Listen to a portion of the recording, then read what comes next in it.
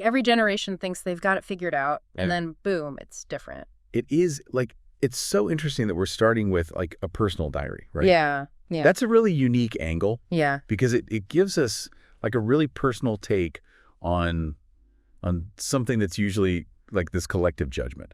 You know what I mean? Yeah, yeah. We all decide as a group what's cool, but this is like one person's thoughts. It's like looking over someone's shoulder as they're trying to figure this out. And they touch on like how cool interacts with other things that we think are important. Like, exactly. Like being smart or being successful or even like what kind of music we like. Yes. So one of the things that the diary really dives into early on is this tension, this sort of like almost like cool and smart can't coexist peacefully.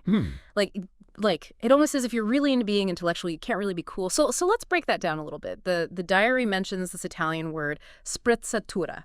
Yeah. And maybe not all of us are walking around knowing what that means. So can you tell us a little bit about what sprezzatura is and how it plays into this supposed clash between being cool and being smart?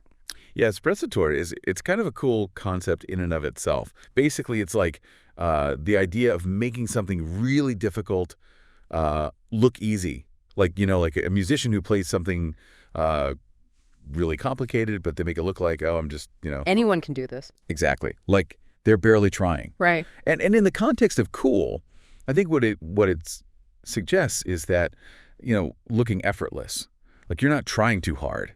That's part of what's cool. Right. It's that mystique, right? Like, oh, they just are cool. Right. Like they woke up like this. Mm-hmm.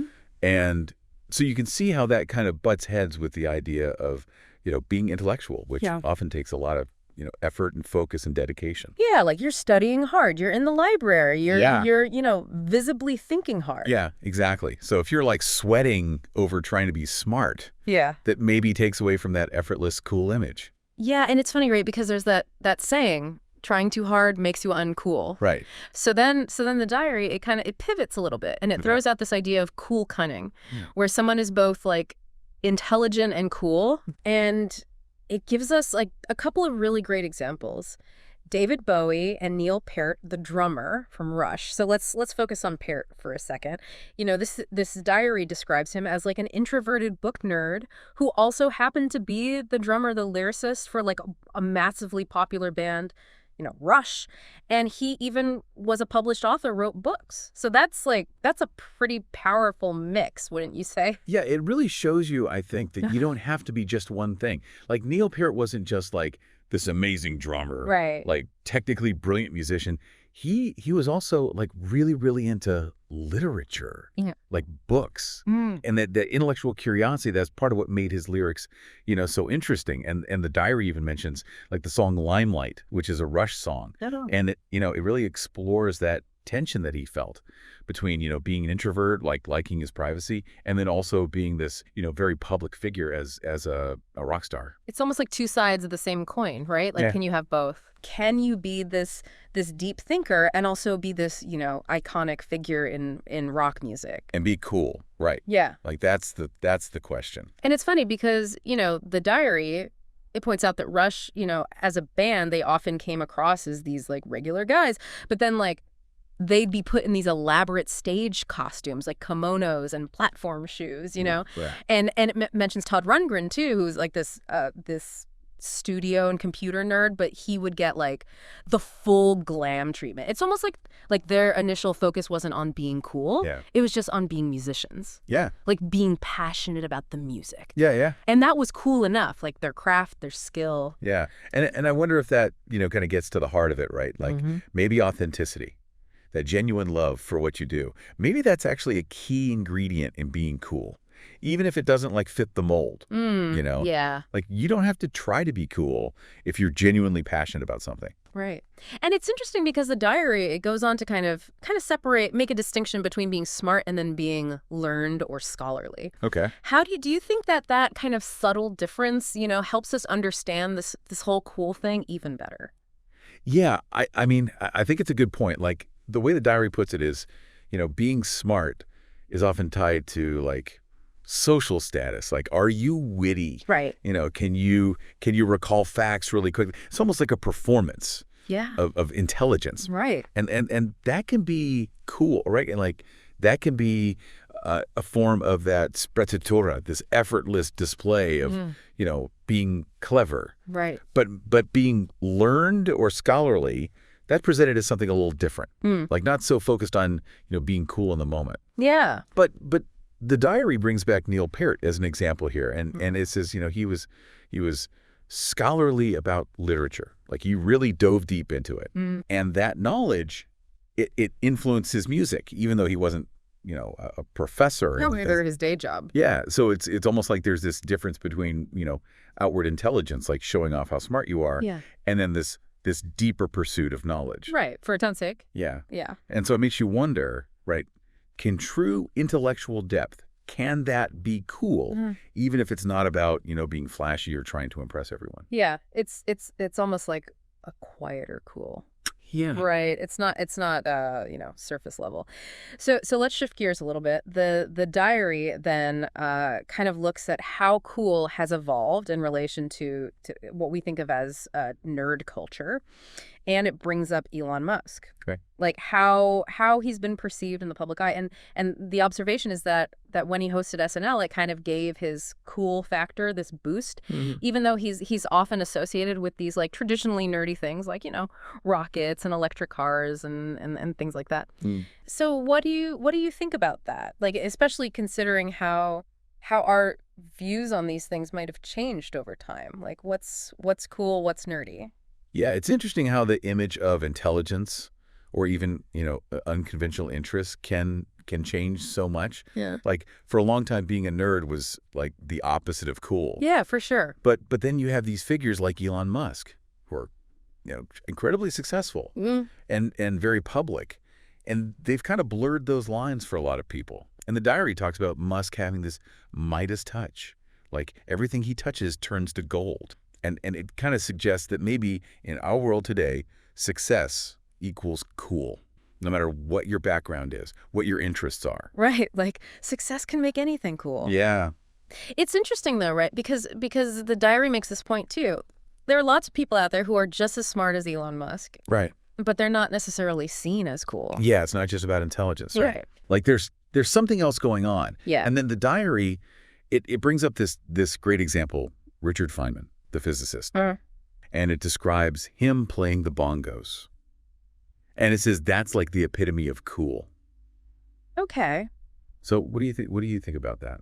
Well, it's interesting because I think what the diary is getting at is that there's something about engaging with the world on multiple levels. Like Feynman, he's this brilliant physicist. Right. But he also enjoys playing music. Right. And it's like different parts of his brain are being activated. Yeah. And maybe that's part of what makes it cool, like this willingness to explore different sides of yourself. Like a freedom, right? Yeah. To not be boxed in by, what people expect. Right. And that can be really appealing to others, right? Like that kind of spontaneity. Yeah. It's like it's not calculated. It's just like this genuine expression. Yeah. And it makes you think, like, maybe having diverse interest is actually cooler than, just being focused on one thing, like being well-rounded. Yeah, that makes a lot of sense. And it leads into a discussion about music in the diary. And it makes this argument that, pop music, part of what makes it cool is that it's almost like this frontal lobe deactivation. You're moving, you're dancing. It's this, what the diary calls Dionysian energy. And then it contrasts that with classical music, which it calls Apollonian, because it's all about, analysis and structure, following the rules, a written score. Yeah. So it kind of makes classical music seem uncool, or at least not concerned with being cool. Right. What do you make of that? It's definitely a bold statement, but I think it highlights, how differently we can connect with art and performance. Like the diary seems to be saying that, maybe that outward expression of like freedom, physicality, that's what we often see as cool. But then it throws in this really interesting idea. It says that Apollo, the god of reason and order, right, he could be cool if he wanted to be, if he valued it, if he like showed it. Maybe even like with a David Bowie-esque kind of, coolness. And I think what that suggests is even things that aren't typically considered cool, they can become cool if you like own them. It's about intentionality. Yeah. And maybe a little bit of charisma, right? Yeah. So it's not necessarily what you do, but it's how you do it. Exactly. Yeah.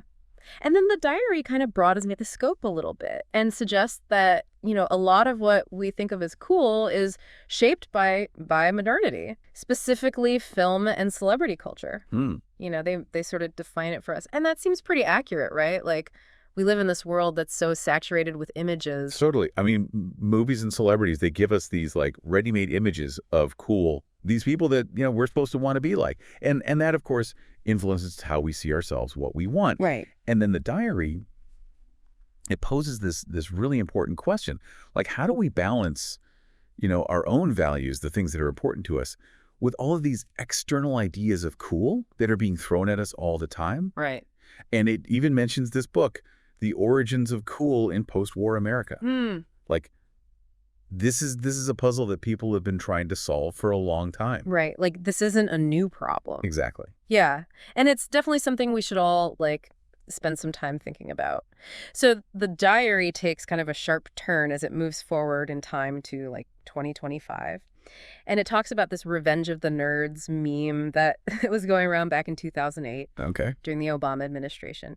And the feeling at the time was that suddenly, being nerdy was actually becoming cool. But then it contrasts that with how Elon Musk has been perceived more recently. And it describes him as, essentially a dangerous dictator. Oh, wow. So it's that's a huge shift, right? That's a big difference. In how we're viewing this idea of coolness. Yeah. What was once seen as positive and, embracing intelligence and being different. It's kind of turned into something much more controversial. Yeah, it shows how quickly public perception can change, right? Right. Like, what's cool one minute can be, really problematic the next. And then the diary, it makes this really provocative statement. It says, the January 6th insurrection was rock and roll in a lot of ways.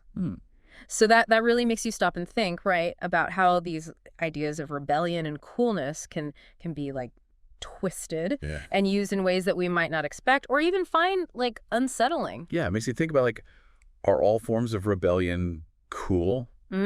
Just because something's disruptive, does that automatically make it cool? Right. Even if the motivation behind it is, not so great. Or the consequences are, bad.